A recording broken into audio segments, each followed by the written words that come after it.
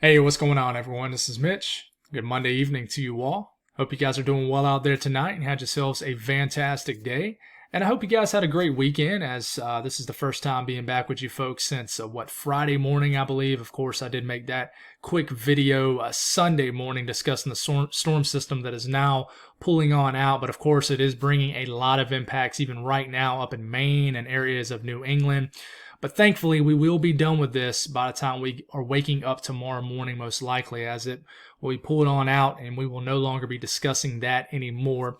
But this did bring a lot of impacts, a lot of heavy rain, strong winds, even a couple tornadoes, flash flooding, everything just about. And we're pretty much left with this, which is what you see on your screen, snow. And even the snow has brought some big-time impacts. We had an unfortunate event up in Michigan several hours back where we had a major pileup on the interstate. It just looked like a ton of cars and trucks were involved in this. So definitely hoping there was no significant injuries, any fatalities. I'll be honest, I did not read deep into it. So hopefully there was no loss of life with that. But this is continuing. There's a lot of heavy snow out there, bursts of snow, some snow squalls. The videos that I'm seeing this evening are pretty wild. So we will discuss this right at the beginning of the video. We will talk about how much longer we will deal with this into the overnight hours, into tomorrow. And then for the rest of the video, which will be most of the video, we're going to discuss the possibility of a pattern change right after Christmas time. We're pretty confident on what's going to happen weather-wise between now and Christmas. And I know you're thinking, well, I mean, that's 7 days away. A lot can change, and it can. But kind of in the grand scheme of things, we have a pretty good idea of what's going to happen, temperature-wise and even storm system-wise, especially temperature-wise. But what happens after that? I'm seeing the beginning stages of a big pattern change. So we're going to go a little bit past 7 days into like the 10 to 14 day range, and we're going to talk about it. I think this is going to be a slow change, but all the pieces are looking like they're coming together for a shift as we get to the new year. I'm going to talk about what I mean with this. We're going to kind of nerd out with you folks a little bit. So hopefully I don't lose anybody. I'm going to try to explain it in a way where you guys as the audience can understand like I always do. So if you got any questions, please put them in the comments. And we're going to try to figure this one out. We are going to show you some model runs, which I know a lot of people like to see that. We're just going to take a look at a lot of things here, a lot of details. So if you folks have not subscribed, certainly consider doing that. Like the video if you like it. And if you guys got anything that I can pray about or pray over, as always, please put those in the comments below. Might be a little rusty in this video, just because I hadn't made one in the last few days, and it seems like there's been about 13 airplanes that's flown over my house since I began preparing this video. So if you hear any loud rumbles, I'm near an airport, or any trains, I'm near railroad tracks too, or whatever you might hear in the background, I do apologize. But let's get rolling here. So you see the snow falling on the screen. Obviously, you've been seeing it for the last 3 minutes. That is what's going on right now. We got snow falling in the North Carolina, Tennessee mountains, as far south as that. And as far north as southern Ontario up here in Michigan. Some of this is pretty heavy in the form of snow squalls, whiteout conditions, just blizzard conditions basically for a 10 to 15 minute period that basically can make everything white in minutes. I've seen videos as far south as like Roan Mountain in North Carolina showing this. I've seen it and kind of around the Boone area. I've seen it up here in eastern PA, Ohio, West Virginia, Kentucky, and of course we had the big time lake effect snow streamer coming off Lake Michigan. This will continue. I expect this energy to really pivot over New York later on tonight. And I expect snow just to continue to pick up in the higher elevations of West Virginia throughout the overnight hours. So we're going to break this down really fast for you folks. But there is winter storm warnings that will continue for the counties in far southwest Michigan, a couple counties in northern Indiana with this lake effect snow band that continues to hit you guys pretty hard. Some winter storm warnings up for northeast Ohio, a couple counties in northwest PA, and one county and far western New York State. Winter weather advisories in the purple color and winter storm warnings up in the pink. Winter storm warnings all the way down into 2 counties in PA, 1 county in Maryland, and then several counties in the higher elevations of West Virginia. Winter weather advisories continuing all the way down into the North Carolina, Tennessee mountains. And we are still getting a lot of high winds with high wind warnings and wind advisories still up from all this energy basically clashing down from the northwest. We still have a lot of alerts up here in the upper portion of the northeast. This will continue to be an issue over the next several hours to the overnight hours. So let's break down Ohio and surrounding areas really fast here. As we were making our way into the overnight hours, it's around midnight tonight. Most of the snow will kind of simmer down in Kentucky, where we're seeing it this evening. We will continue to have this band of snow that fires off Lake Michigan all the way through southwest Michigan, northeast Indiana, and making it all the way to potentially western areas of Ohio. The snow will continue here in northeast Ohio. Snow will continue overnight in West Virginia, far western Maryland, the hills of mountainous regions here, and kind of southwest Pennsylvania. Always brain fart them. What you guys call these higher elevations right here in Pennsylvania. Somebody always has to remind me every single winter when we're talking winter weather in this area. But anyways, let me know in the comments. Lake Erie will continue to fire off snow bands into Erie, into these areas that are really tucked in really close to, and you don't even really have to be really close to Lake Erie to see this. These streamers will move downstream pretty far inland, several hours off the lake. They will definitely continue forward. And then as we're getting into tomorrow afternoon, this begins to relax. But this is snowfall projected between now and tomorrow evening, several inches of snow. That's why you got the winter storm warnings up in West Virginia, going for 8 inches of snow for areas in far western Maryland. And check out here in Pennsylvania, could get another inch of snow, dusting of snow in Pittsburgh. Not sure what y'all have seen with this so far. But man, somebody could get another 8 to as much as 12 inches of snow coming off Lake Erie with this event. And just trace amounts throughout the evening and overnight hours with these kind of lake effect energies lake enhanced kind of snow showers continue to move from the Great Lakes region throughout Ohio, eastern Kentucky, etc. But we do look at the mid-Atlantic, and we will continue to see it, like I said, in West Virginia. This will be an interesting feature later on. If you live in northeast North Carolina, like northeast of Raleigh, and then southeast Virginia, don't be surprised if if you're up late, like around midnight, you see some flakes flying around this area. Models have been liking this. Even the operational models, the global models have been showing this. But watch out for this little energy right here in the form of maybe some cold rain or snow that could fly through this region right here. Norfolk, maybe Richmond could see it, and just areas right here in far extreme northeast North Carolina might get a quick burst of snow. But as you can tell, could get some snow showers overnight that make it all the way to Washington, D.C. And then, as we're getting into the wee hours in the morning, some of the snow could begin to fall. And, eastern PA could get some snow, making it all the way to Philadelphia. Some snow showers around 5 a.m. is very possible. These can make it all the way to New York City. And, I mean, look at these little skinny streamers going all the way through Pennsylvania. These could continue to just add additional very light snowfall accumulations. And then by the time, we start to get, into tomorrow afternoon, things begin to calm down. New York State could get some pretty heavy snow. Buffalo will start to pick up with some snow as we get later into the evening, into the overnight hours. This begins to make it all the way to Binghamton, Finger Lakes region. Syracuse begins to get some heavy snow to the wee hours of the morning. And as we're waking up tomorrow morning, we're just dealing with some moderate to heavy snow making its way through the Adirondacks. Lake effect snow begins to pick up for several hours, most likely off Lake Ontario. Could get some streamers. Basically, there's like an extension off Lake Huron going all the way over areas of like western Lake Ontario, eastern Lake Erie, and all the way into Pennsylvania. Pretty wild stuff. Not unheard of, but it's pretty wild. Tomorrow afternoon could get some snow showers as far south as or southeast as Connecticut. Yeah, I could see it happening. Maybe Long Island.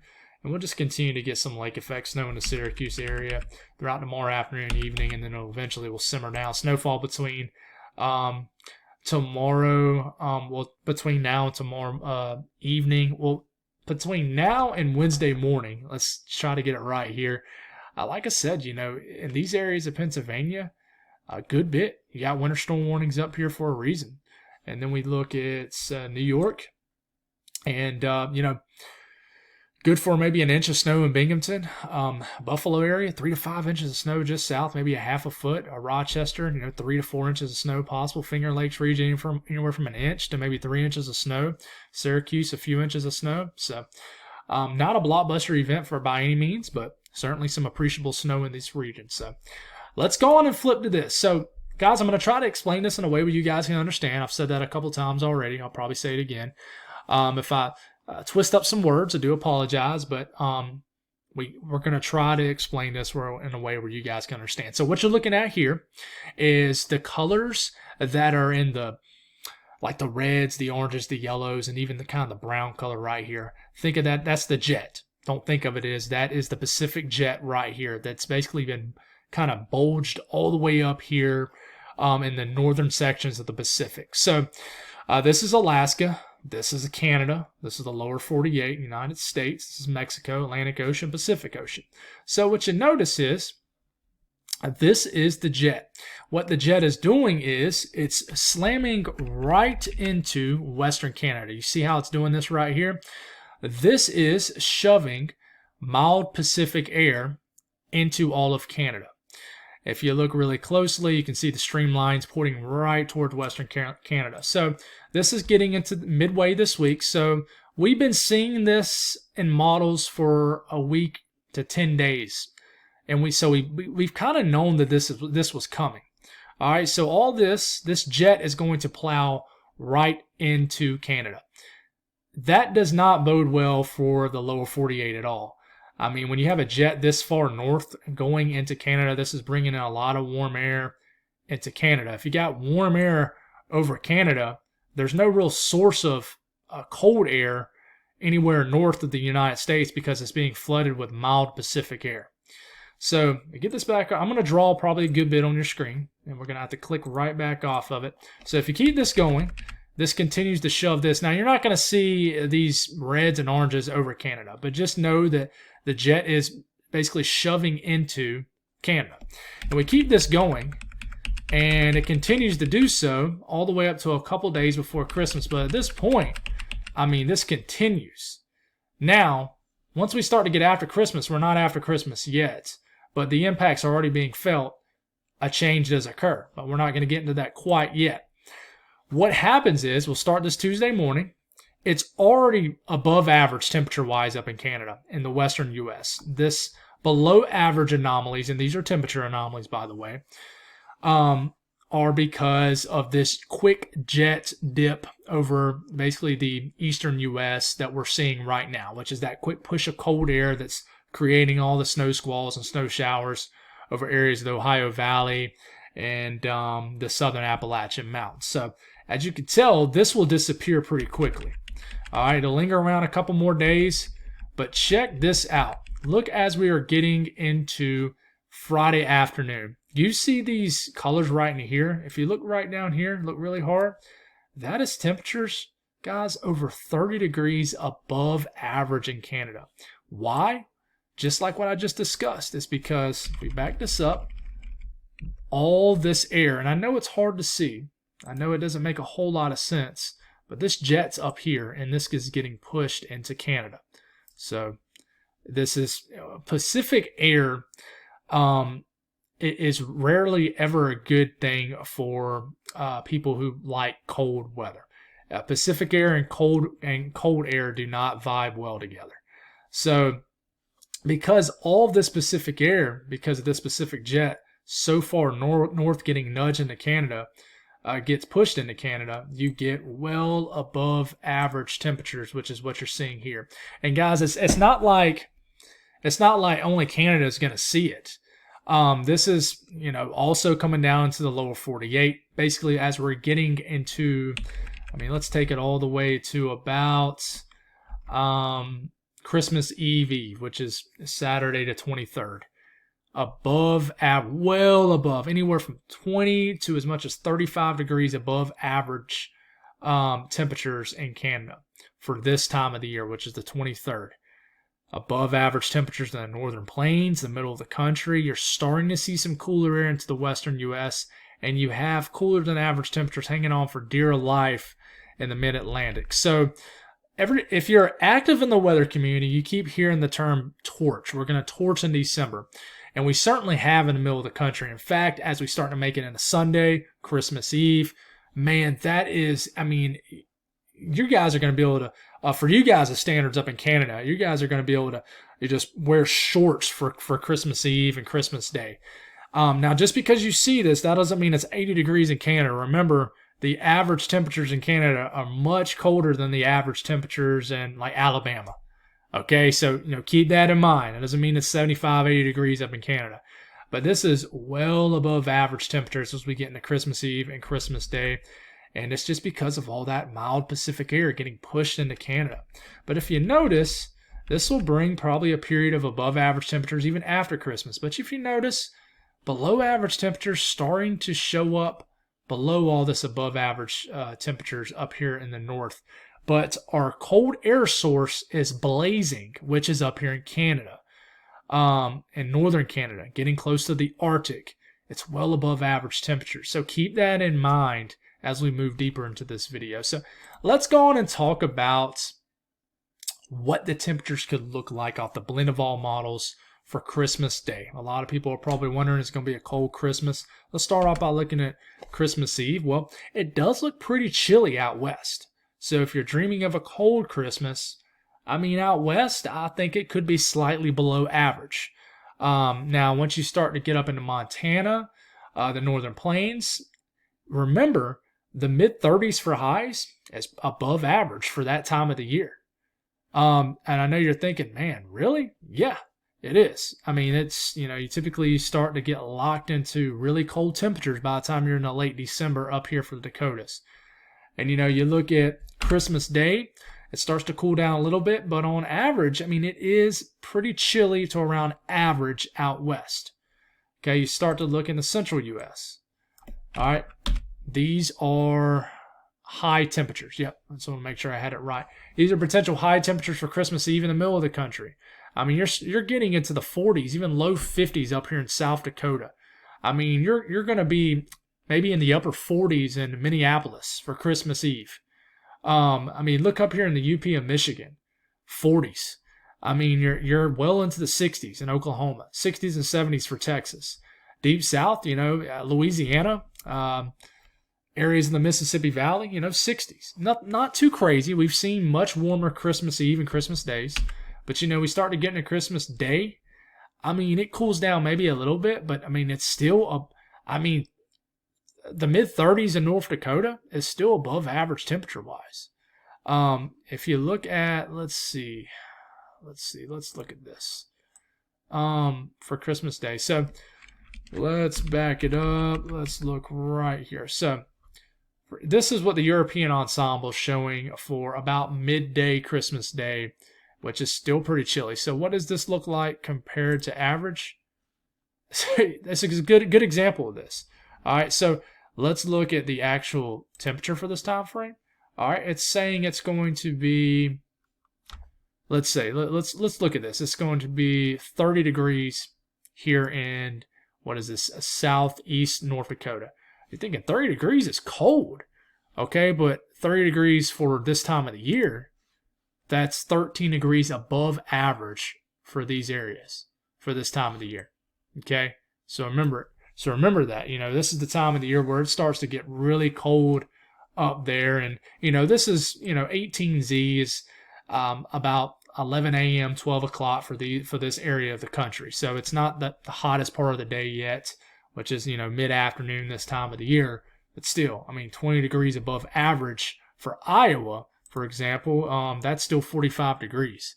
But that's pretty cold. For if it was a 45-degree high in like Atlanta, for example, or Birmingham, that's a pretty chilly Christmas day.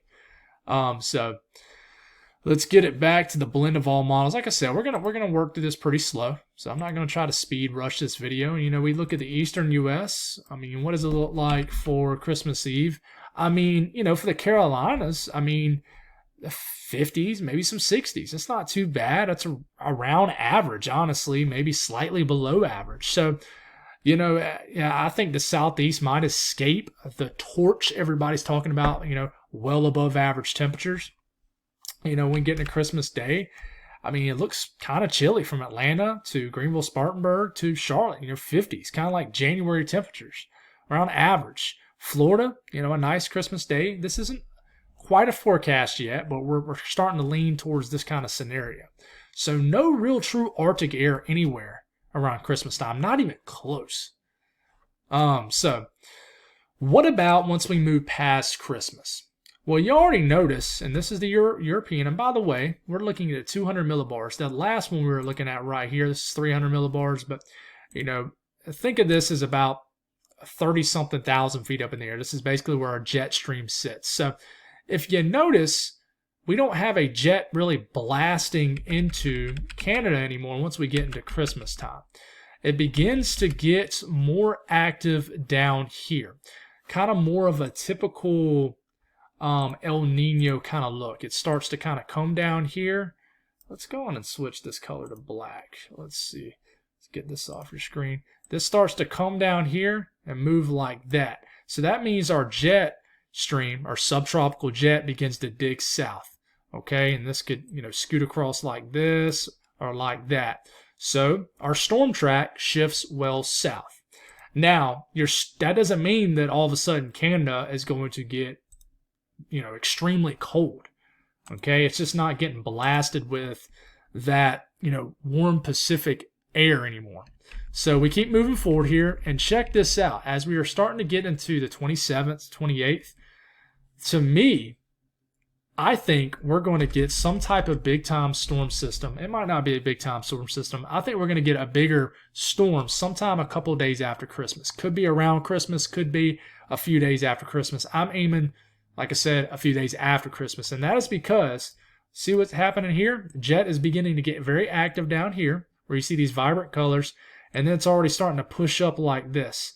So I think some kind of low is probably going to cut across the country, some kind of low pressure, some kind of storm system. So we get this back off your screen here, and we'll keep this going. I know this is kind of everywhere, but we're making our way through here. So I think we're going to get some type of active storm track over the central to eastern U.S.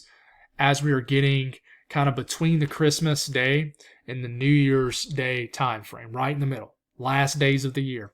And this continues to look pretty active. In fact, we get 10 days out, we go all the way to the morning of the 28th. You see these, oranges and yellows. This indicates a pretty active subtropical jet down here, and it's pretty far south. It's no longer way up here anymore, flooding Canada with warm air. It's way down here. So that means that we're probably going to get storm systems kind of flying through down here, maybe up here. All right. And, if you look at the European ensemble, shows the kind of same thing, just a pretty stout signal for a pretty active subtropical jet into the southern states. This tells me there's going to be a pretty active period as we get after Christmas time. Now, it's going to take time for Canada to really recover. After getting basically nuked with a lot of warm air, their snowpack is going to be obliterated. So where our main cold air source is coming from, it has to ride over Canada. Remember, cold air source has to ride over Canada. I mean, the snowpack's going to get hit hard. So it's going to modify, if we even do get an Arctic blast, to meet up with this active storm track setting up down here.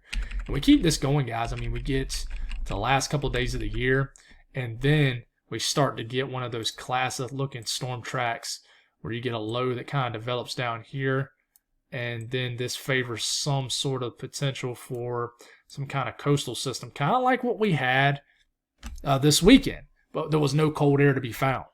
Okay, so no longer getting blasted, Canada, with this, Pacific air. And, this is the ensemble. This could be probably a better way to look at it in the earlier stages of this. And here it is. There's that extension of the jet kind of making its way into Canada, hits it, and then it starts to get more zonal, digs down, and this is when the active storm track really sets up for the southern sections of the country. So your next question is that you probably ask is, what about that storm signal? What about the cold air? Well, this is another great example, another great way to show it. because you get all that warm air into Canada, you naturally have that ridge. Okay, so this really just favors these just kind of upper troughs, kind of these upper level lows. And here's one that kind of moves in, and as it digs down here, here's a storm system right here, and here it comes. You know, we're starting to get into the 23rd, right? Big ridge all the way up into Canada. Okay, we got a ridge over the entire lower 48. This is pumping well above average temperatures for most of the lower 48. Okay, but remember when I was talking to you about how you could be a little bit cooler than average in the western U.S., especially southwest, leading up to Christmas? That is because this upper trough that begins to show up. You start to see some troughing in the blue. When I say troughing, think of that as lower pressure.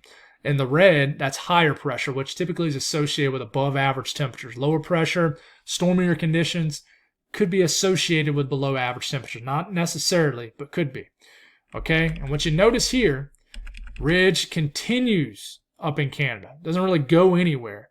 But what you notice here is we start to get a day or two after Christmas, 28th, and the blue is just sitting right over the southern and southeastern and mid-Atlantic portion of the country.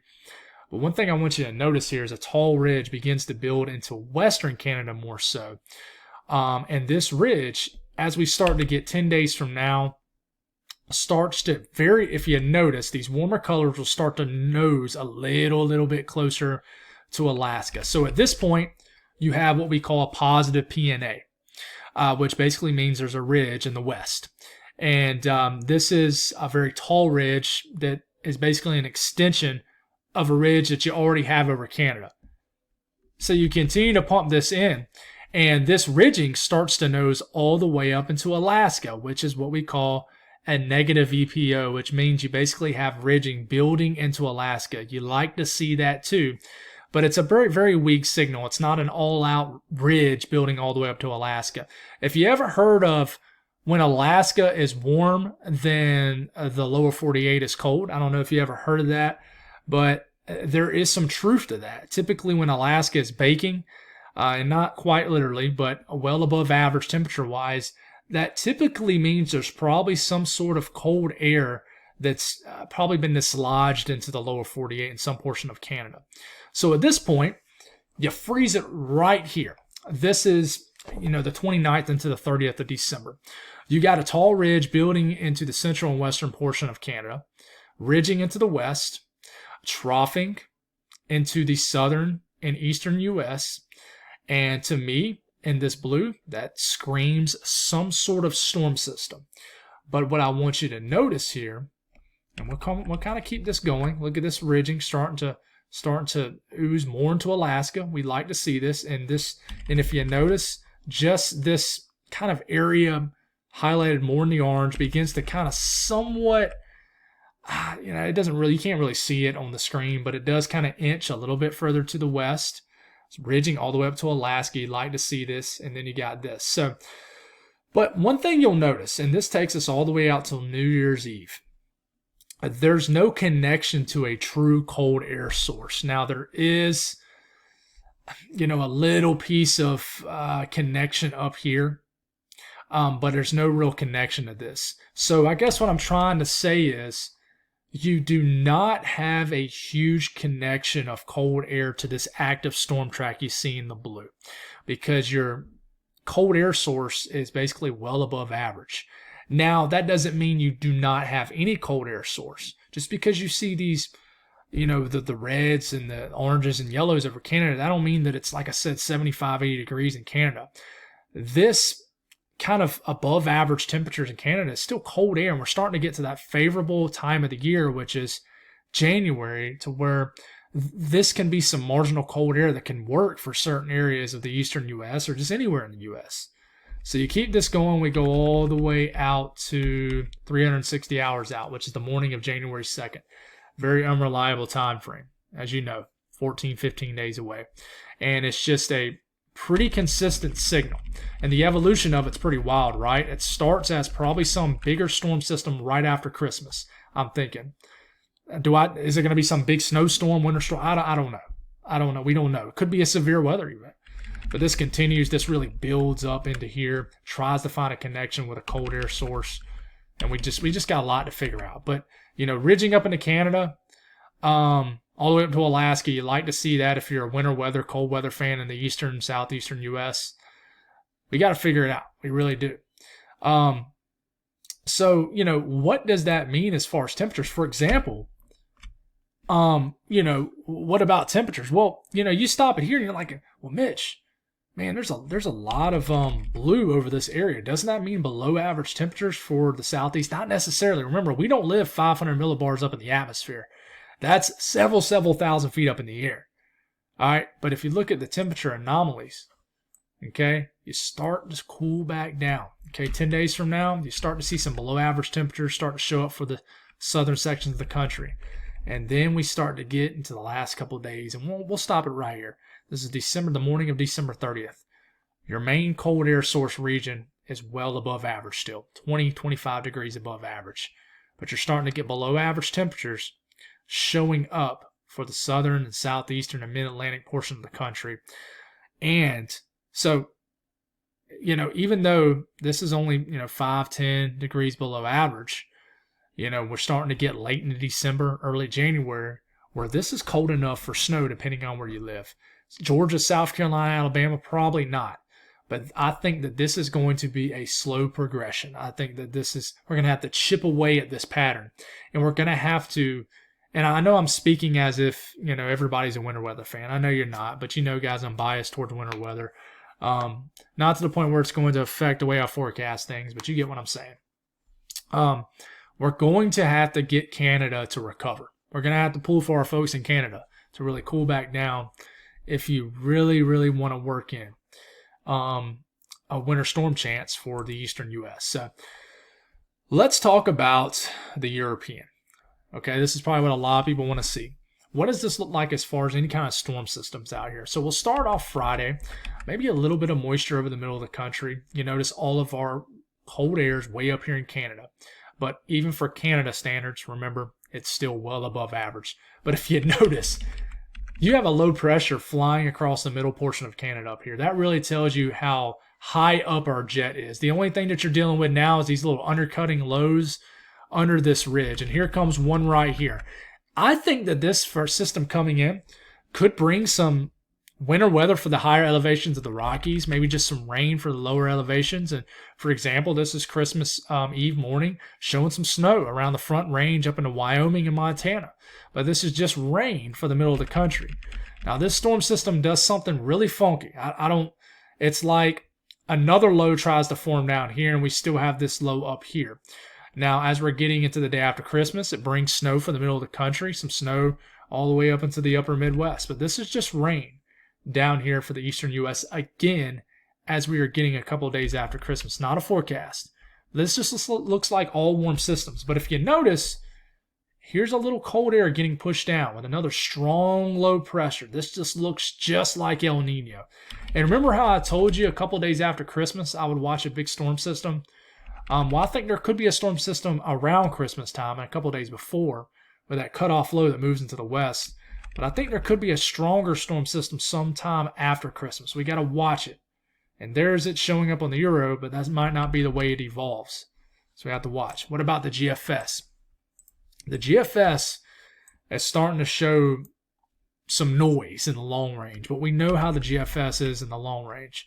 And here it is, a couple days before Christmas, low pressure developing right over the middle of the country, bringing some snow. Christmas Eve for the Front Range up into Wyoming also. Rain across the middle of the country where it should be snowing this time of the year, but it's not. You might, let me get my words right, might just get a rain event from Nebraska through Iowa through the Great Lakes region for Christmas morning.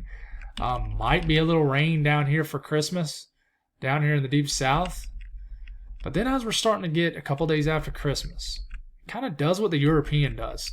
There's that low showing up on the GFS. That low was kind of in the same area as the European a couple days after Christmas. This is bringing just a ton of rain for most of the south. But, we start to get 9 to 10 days out. Kind of a drifting away high pressure leads to another low that develops, and all of a sudden, here it is. Kind of the beginning stages of us breaking into this pattern. Shows a big-time winter storm just past 10 days. developing for the Appalachian Mountains. But if you notice, this isn't a big winter storm for areas further south or the I-95 corridor. This is still more so an interior event. So for you folks in New York City, Boston, Philadelphia, Washington, D.C., screaming at me like, Mitch, this is just rain for us. This is going to happen a lot until we get fully into this pattern. I can almost guarantee it. But we have to improve the snowpack setup. We do. So, this shows an event for the mountains, and then we start to get into really deep into La La Land, and just does all kinds of crazy things. So we're going to get there. It's going to take time. But the 8 to 14 day temperature outlook, which takes us to the 26th, day after Christmas, all the way to January 1st, starting to see near normal conditions starting to show up. This is a really El Nino kind of look. And that is because in this time frame, I think we're going to get an active storm track down here. 8 to 14 day temperature. 8 to 14 day precipitation outlook. Look at the eastern U.S. Above average precipitation showing up. So it's something we need to watch. And then we go, this was issued the 15th, so it was a few days ago. The 3 to 4 week temperature outlook, which takes us to the 12th of January, from the 30th of December to the 12th of January. It shows below average temperatures for the southeast. Okay, but up here in the north, above average temperatures, which this is your typical El Nino look, guys. It really is. But, above average precipitation predicted for this region. So, hope that made sense, guys. Those are always tough videos. Very, very tough videos to kind of dissect the pattern coming up. But I hope that made sense. That's all I got. God bless all y'all, and have a great night.